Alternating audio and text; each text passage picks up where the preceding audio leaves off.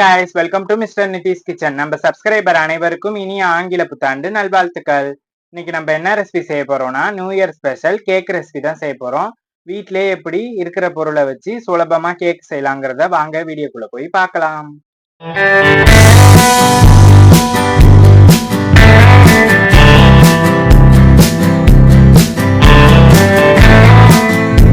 Cake செய்யறதுக்கு first வெள்ளை கரைசல் ரெடி பண்ணிக்கலாம். ஒரு சாஸ் பேன் எடுத்துக்கோங்க. ஒரு கப்பு வெள்ளை ஆட் பண்ணி கொஞ்சமா தண்ணி ஊற்றி கரைச்சி வடிகட்டி மூடி போட்டு வச்சுக்கோங்க. பாகுபதம் தேவையில்லை. நான் இன்னைக்கு கேக் செய்யறதுக்கு இட்லி பாத்திரம் தான் எடுத்திருக்கேன். அதில் கல் உப்பு ஆட் பண்ணிக்கோங்க. நான் ஏற்கனவே பேக் பண்ண கல் உப்பை தான் சேர்த்துருக்கேன், அதனால தான் கருப்பாக இருக்குது. அது மேலே இதேமாரி ஒரு ஸ்டாண்டு போட்டுக்கோங்க.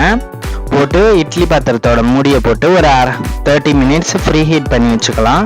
இப்போ ஒரு மிக்சிங் பவுல் எடுத்துக்கோங்க. ஒரு கப்பு கோதுமை மாவு, 1 டேபிள் ஸ்பூன் அளவுக்கு பேக்கிங் சோடா, 1 டேபிள் ஸ்பூன் அளவுக்கு பேக்கிங் பவுடர், கொஞ்சமாக ஒரு பிஞ்சு சால்ட் உப்பு ஆட் பண்ணிக்கோங்க. ஸ்வீட்னஸை தூக்கி கொடுக்கறதுக்கு எல்லாத்தையும் சளிச்சிட்டு வெள்ளை கரைசலை கொஞ்சம் கொஞ்சமாக சேர்த்து விஸ்கை வச்சு மிக்ஸ் பண்ணி எடுத்துக்கோங்க. நீங்கள் வேணால் நாட்டு சர்க்கரையை கூட கரைச்சி சேர்த்துக்கலாம். இப்போது கொஞ்சம் திக்காக இருக்க அதனால் நான் இன்னைக்கு மில்க் ஆட் பண்ணி இன்னும் கொஞ்சம் மிக்ஸ் பண்ணி எடுத்துக்கிறேன். நீங்கள் வேணால் காய்ச்சின பால் கூட சேர்த்துக்கலாம். நான் பச்சை பால் தான் சேர்க்குறேன்.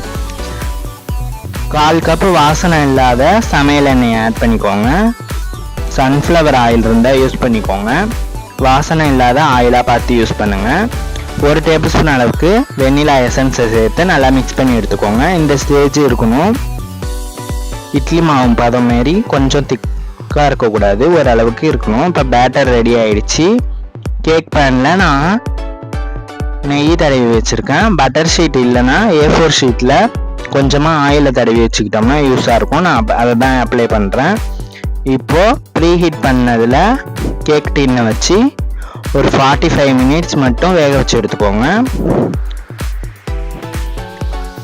ஒரு 90% குக் ஆனோன்னே மேலே பாதாம் முந்திரியை துருவி சேர்த்துக்கோங்க. உள்ளே போகாமல் இருக்கும், டெக்கரேஷனுக்கு அழகாக இருக்கும்.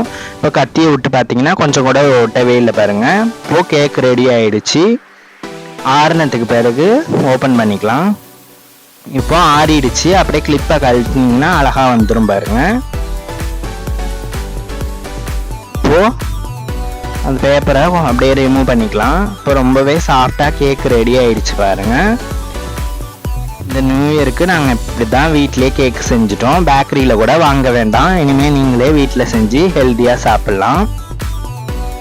மைதா எதுவுமே யூஸ் பண்ணல, எல்லாம் ஹெல்த்தியான இன்க்ரீடியன்ஸை வச்சு ரெடி பண்ண கேக்கை வீட்டிலே சிம்பிளாக நியூ இயர் செலிப்ரேஷனை முடிச்சாச்சு. நானும் அம்மாவும் கேக் வெட்டி சாப்பிட்றோம். இதேமாரியே நீங்களும் ட்ரை பண்ணி பார்த்துட்டு எப்படி இருக்குங்கிறத கமெண்ட் பாக்ஸில் சொல்லுங்கள். மறக்காமல் சேனலை சப்ஸ்கிரைப் பண்ணி வச்சுக்கோங்க. பாய், நெக்ஸ்ட் வீடியோவில் பார்க்கலாம். சாஃப்டான ஸ்பாஞ்சி கேக்கை நீங்களும் ட்ரை பண்ணி பாருங்கள். பாய், நெக்ஸ்ட் வீடியோவில் பார்க்கலாம்.